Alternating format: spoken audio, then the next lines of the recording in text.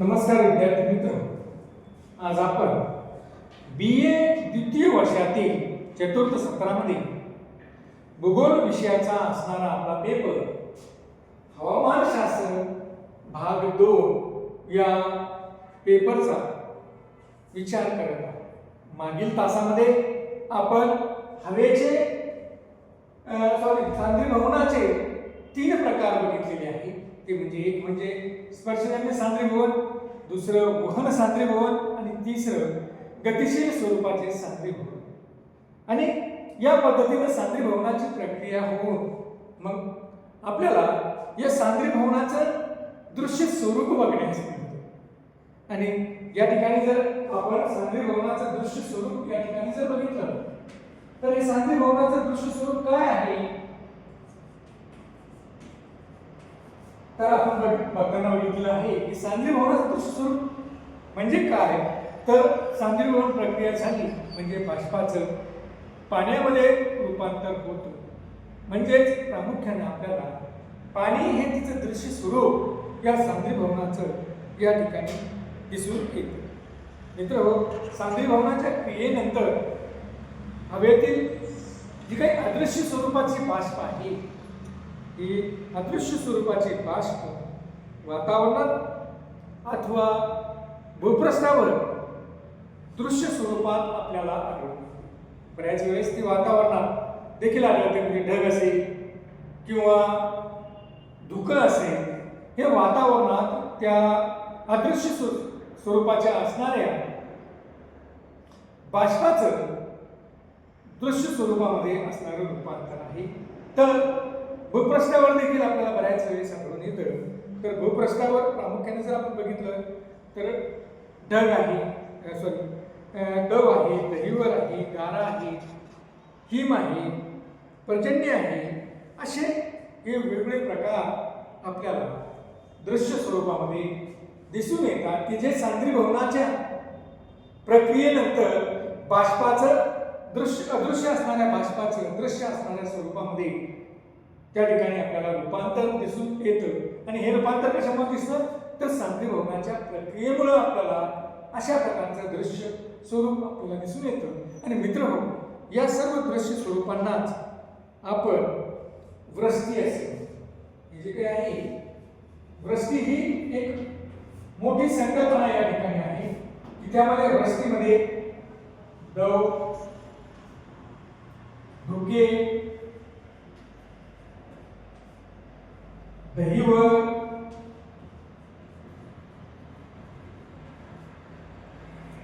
दव, धुके, दहिवर, ढग,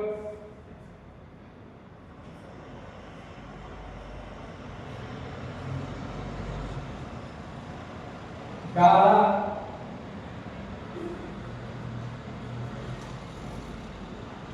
हिम,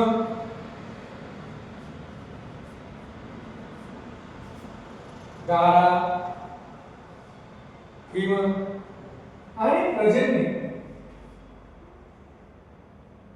पर्जन्य अशा प्रकारे वेगवेगळे प्रकार हे आपल्याला दृश्य स्वरूपामध्ये अदृश्य असणारे या हवेतील बाष्पाचं दृश्य स्वरूप पाहावयास मिळते। त्यावेळेस आपल्याला या वृष्टीचे जवळपास 7 प्रकार वातावरणामध्ये आणि भूपृष्ठावर आपल्याला दिसून येतात। वातावरणामध्ये खास करून आपल्याला धुके, ढग हे दिसून येतात, तर भूपृष्ठावर आपल्याला दहिवर, दहिवर, गारा, हिम आणि पर्जन्य म्हणजे पाऊस, पाण्याच्या स्वरूपामध्ये जे काही पाऊस त्या ठिकाणी पडतो त्याला जी काही वृष्टी होते पाण्याच्या स्वरूपामध्ये त्याला आपण पर्जन्य असं म्हटलेलं आहे। म्हणजे अशा पद्धतीनं 7 रूप या सांद्रीभवनाचे दृश्य स्वरूपामध्ये आपल्याला पाहावयास मिळतात। एक सांद्रीभवनाची जी बाष्प दृश्य स्वरूपामध्ये होते ती मात्र सांद्रीभवनाच्या प्रक्रियेनंतर दृश्य स्वरूपामध्ये आलेली आपल्याला दिसून येते। आणि तिचे जे काही रूप आहे वेगळे ते दव, दहिवर, धुके, ढग, गारा, हिम आणि पर्जन्य अशा प्रकारचे वेगवेगळे जवळपास 7 रूप आपल्याला पाहावयास या ठिकाणी दिसून येतात. मित्रहो,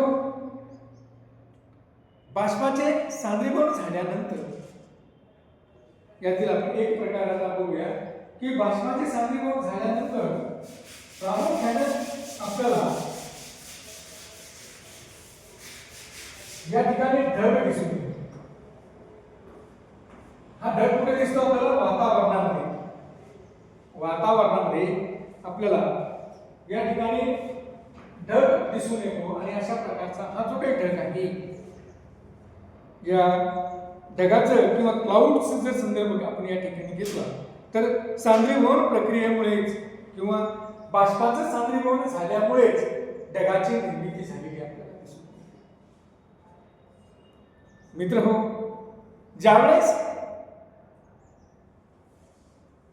वर जाणाऱ्या हवेचं म्हणजेच ऊर्ध्वगामी हवेचं तापमान दवबिंदूपेक्षा खाली गेल्यास, बघा, दवबिंदूपेक्षा जर खाली जात असेल तर त्या बाष्पाचे सूक्ष्म अशा जलकणात किंवा हिमकणात रूपांतर होते. बघा, आता या ठिकाणी जर आपण बघितलं की वर जाणारी हवा, या ठिकाणी हे भूपृष्ठ आहे आणि या भूपृष्ठावरून वर जाणारी जी काही हवा आहे, ही वर जाणारी हवा जसजशी वर जाते तिची ऊर्ध्वगामी हालचाली होते. ऊर्ध्वगामी हालचालीमुळे किंवा ऊर्ध्व सरणामुळे ही हवा वर जाते आणि वर गेली की ती हवा प्रसरण पावते. हवा प्रसरण पावली की जसजसं आपण वर जातो तसतसं तापमान देखील कमी होतं. म्हणजे हवेचा आकारमान या ठिकाणी वाढतो आणि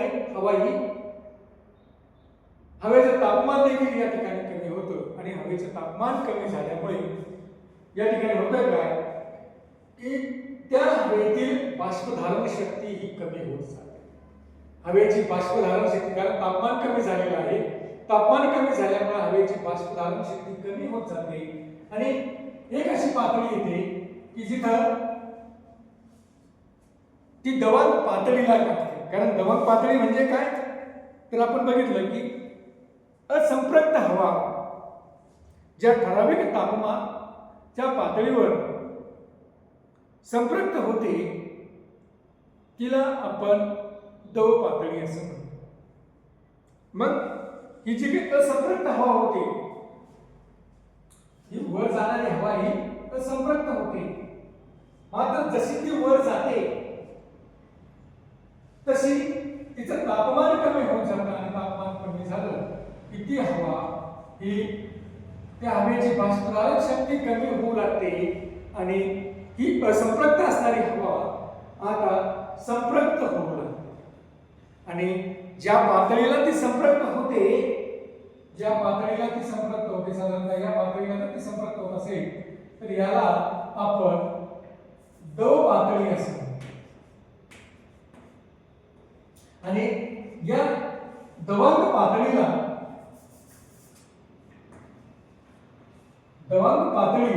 ही जी काय आहे, या दवांग पातळीनंतर पुन्हा ही हवा जर वर गेली तर मात्र त्या हवेचं एकतर जलकणामध्ये रूपांतर होईल किंवा हिमकणामध्ये रूपांतर होईल. कारण मग नंतर सांद्रीभवनाची प्रक्रिया सुरू झालेली आपल्याला दिसून येते. आणि मग ही सांद्रीभवनाची प्रक्रिया जर या ठिकाणी होत असेल तर या ठिकाणी असणाऱ्या बाष्पाचं जलकणामध्ये किंवा या ठिकाणी असणाऱ्या बाष्पाचं हे हिमकणामध्ये रूपांतर झालेलं आपल्याला दिसून येतं. हे सूक्ष्म कण हवेत तरंगतात. हे जे काही सूक्ष्म कण आहे हे हवेमध्ये हे धुळीच्या भोवती जमा होऊन त्या ठिकाणी ते तरंगतात. आणि अशा तरंगणाऱ्या जलकणांच्या समुच्चयास आपण ढग असं म्हणतो. बघा मित्रहो, ढग म्हणजे काय तर ऊर्ध्वगामी हालचालीमुळे किंवा हवेचं ऊर्ध्वसरण झाल्यामुळं काय होतंय की ती हवा वर जाते, वर गेली की त्या हवेचं आकारमान वाढतं आणि तापमान कमी होतं आणि ही असंपृक्त असणारी ही जी काही हवा आहे ती एका पातळीला संपृक्त होते, म्हणजे ती दवांक पातळी त्या ठिकाणी गाठते आणि दवांक पातळी गाठल्यानंतर परत ही हवा जर वर गेली तर या हवेचं सांद्रीभवन, कारण ती हवा आता संपृक्त झालेली आहे आणि हवा जर संपृक्त झाली तर सापेक्ष आर्द्रता ही 100% होते आणि सापेक्ष आर्द्रता 100% झाली आणि त्याच्यावर जर ती हवा निघली, त्याच्यावर जर ती हवा गेली तर या ठिकाणी सांद्रीभवनाची प्रक्रिया सुरू होते आणि सांद्रीभवनाची प्रक्रिया सुरू झाली की ते जे काही बाष्प आहे ते बाष्प सूक्ष्म अशा जलकणांच्या स्वरूपामध्ये धुलीकणाभोवती जमा होऊन ते आकाशामध्ये तरंगत असतं किंवा वातावरणामध्ये तरंगतं आणि मग हे सूक्ष्म असे असणारे असंख्य जलकणांचा समुदाय ज्यावेळेस एकत्र येतो, या समुदायास आपण ढग असं म्हणतो. हे जे काही समुच्चय तयार होतो यांचा एक समुच्चय तयार होतो, या समुच्चयाला आपण ढग असे या ठिकाणी म्हणतो. ढगातील जलकण किंवा हिमकणांचा व्यास हा तुम्ही जर बघितला मित्र तर अतिशय कमी असतो, जवळपास 0.02 ते 0.06 मिलीमीटर एवढा कमी हा या जलकणांचा व्यास असलेला आपल्याला दिसतो. जसा तो जलकणांचा व्यास असतो तसंच तो हिमकणांचा देखील व्यास हा एवढाच असलेला आपल्याला दिसतो. म्हणजे अतिशय सूक्ष्म अशा पद्धतीनं ही जी काही वाफ आहे जी सांद्रीभवनानंतर जलकणामध्ये रूपांतरित झालेली आहे, त्यामुळं सूक्ष्म अतिशय 0.02 मिलीमीटर किंवा 0.06 मिलीमीटर आकाराचे सूक्ष्म असे जलकण निर्माण होतात आणि या जलकणांचा समुच्चय झाला की त्यापासून ढगाची निर्मिती झालेली आपल्याला दिसून येते. मित्रहो, हवेच्या ऊर्ध्वगामी प्रवाहामुळे हे जलकण वातावरणात तरंगतात. हवेचा जो काही वर जाणारा प्रवाह आहे, या वर जाणाऱ्या प्रवाहामुळे हे जलकण वातावरणामध्ये तरंगत असतात, कारण त्याला खालून वर जाणारी हवा ही तरंगती ठेवत असते. अति उंचीवरील ढगात जे जास्त उंचीवरील ढग आहे त्यामध्ये ते ढग हे हिमकणांचा त्यांच्यामध्ये समावेश झालेला असतो किंवा हिमकणांचा समावेश जास्त असतो. जास्त उंचीवरील जर ढग असेल तर त्यामध्ये हिमकणांचा समावेश हा अधिक पद्धतीनं त्या ढगामध्ये झालेला आपल्याला दिसून येतो. उष्णकटिबंधामध्ये किंवा उष्णकटिबंधीय प्रदेशामध्ये ढग जास्तीत जास्त उंचीवर, तर ध्रुवीय प्रदेशामध्ये कमी उंचीवर आपल्याला आढळतात. म्हणजे मित्रहो, ढगाचा जर विचार केला आपण तर आपल्याला असं दिसतं की उष्णकटिबंधीय प्रदेश जर असेल तर या उष्णकटिबंधीय प्रदेशामध्ये ढग हे जास्तीत जास्त उंचीवर आढळतात. त्याचं कारण काय असेल? कारण उष्णकटिबंधीय प्रदेशामध्ये खालची हवा ही असंपृक्त असते, जमिनीला लागून असणारी हवा असंपृक्त असते, तिचं तापमान जास्त असतं, त्यामुळे तिला जास्तीत जास्त संपृक्त होण्यासाठी वर जावं लागतं, कारण तापमान वर गेल्यास कमी होतं आणि त्याच वेळेस ती संपृक्त होते, म्हणजे सापेक्ष आर्द्रता 100% होते. आणि मित्र, जर आपण पाहिलं तर या ढगांच्या निर्मितीमध्ये उष्णकटिबंधामध्ये हे ढग अधिक उंचीवर असलेले आपल्याला दिसतात. तर ध्रुवीय प्रदेशामध्ये जर आपण बघितलं तर ढग हे कमी उंचीवर आपल्याला आढळतात. त्याचं कारण असं आहे की या ध्रुवीय प्रदेशामध्ये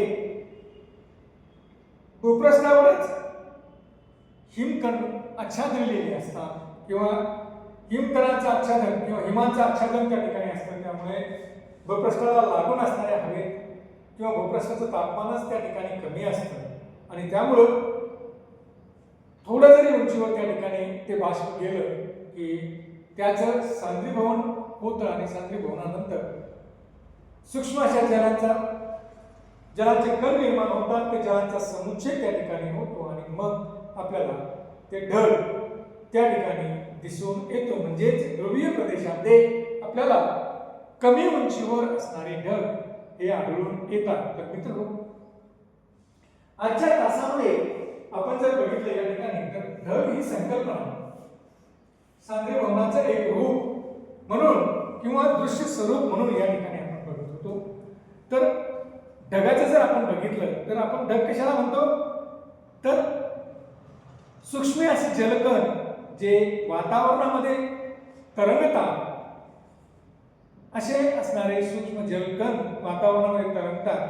त्यांचा एक समुच्चय निर्माण होऊन किंवा त्यांचा एक समुच्चय ज्यावेळेस निर्माण होतो त्या समुच्चयास आपण ढग असं या ठिकाणी म्हणतो. तर मित्र, अशा पद्धतीने आज क्लाउड किंवा ढग काय असतात आणि ते कोणत्या प्रदेशामध्ये किती उंचीवर असतात आणि ते नेमकं कसे असतात याचा थोडासा भाग आपण आजच्या तासामध्ये या ठिकाणी घेतलेला आहे. येणाऱ्या तासामध्ये आपण ढगांचे देखील काही प्रकार असतात का, मग असतात तर ते कोणकोणते प्रकार ढगांचे असतात हे देखील येणाऱ्या तासामध्ये आपण या ठिकाणी बघणार आहोत. धन्यवाद.